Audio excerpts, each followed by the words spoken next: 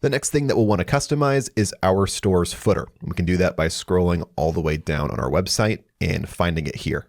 To start customizing it, let's simply click into it, and then we'll see some settings appear over here on the left-hand side.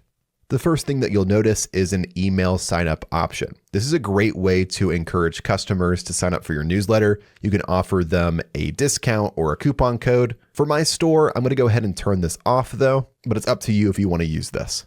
You have some other miscellaneous options here that you can turn off and on. You have the follow on shop option. If you have Shop Pay enabled, you can go ahead and turn this on. You can have your social media icons, a country and region selector, as well as a language selector. The payment method icons that your store accepts. Right now, we only have PayPal and Venmo because we have not configured Shopify payments yet. And then we have our policy links. Right now, the only thing configured is our privacy policy. This is normal. We have to do this on our own. Since we're already here, let's go ahead and configure those policy pages now. Shopify makes it super easy to find where those are at. Just click on the Manage Policies button here, and that's going to open up a new tab for us, and we can configure our policy pages right here.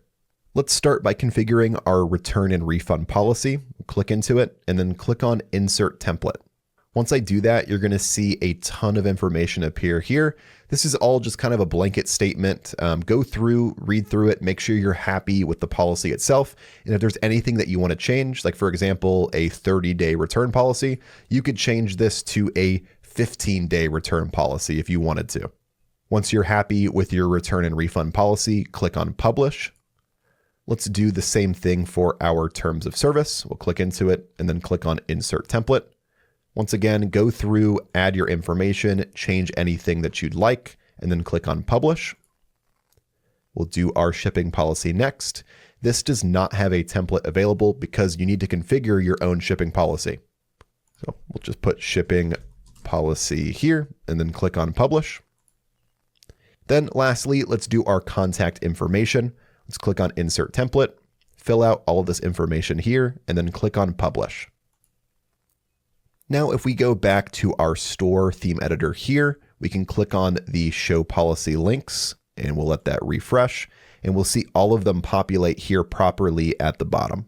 One thing that I don't love about the Dawn theme is the way that the policy links are shown at the bottom. You can see that they're aligned to the left, while everything in my store is center aligned. So we can actually fix this.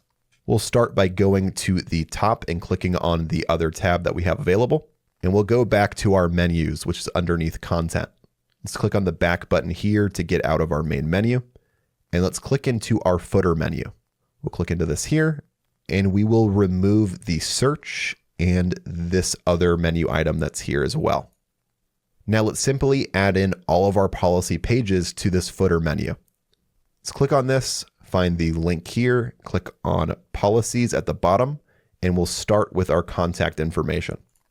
Now I'll go ahead and do this for the rest of the policy pages that we created a moment ago. Now with all of our policy pages added into our footer menu here, let's click on Save to finalize everything. Now let's go back to our theme editor. I'm going to go ahead and turn off the policy links toggle here to remove these. Now to properly display our footer menu that shows off all of our policy links, I'll click on the back button here. Then underneath footer on the left-hand side, I want to add a block. Click on Add Block and then click on Menu.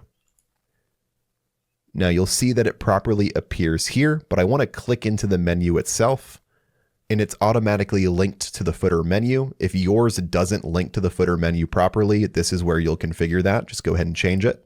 And I want to remove the heading. I don't want it to say Quick Links, so we'll just take that away.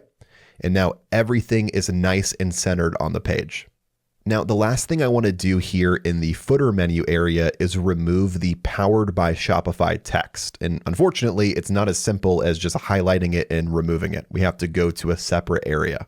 It's not too difficult though. Let's go back to the top here and click on our other tab, and then click on Online Store on the left-hand side. Now let's click on the three dots next to our current theme, and then click on Edit Default Theme Content. Once this loads in, on Filter Items, search up Links, and then you'll see Powered by Shopify here. To remove it, simply just put a space and then click on Save to remove that text. Let's click on save. Let's go back over to our theme editor. And now if I save the page, we'll see the Powered by Shopify text removed at the bottom.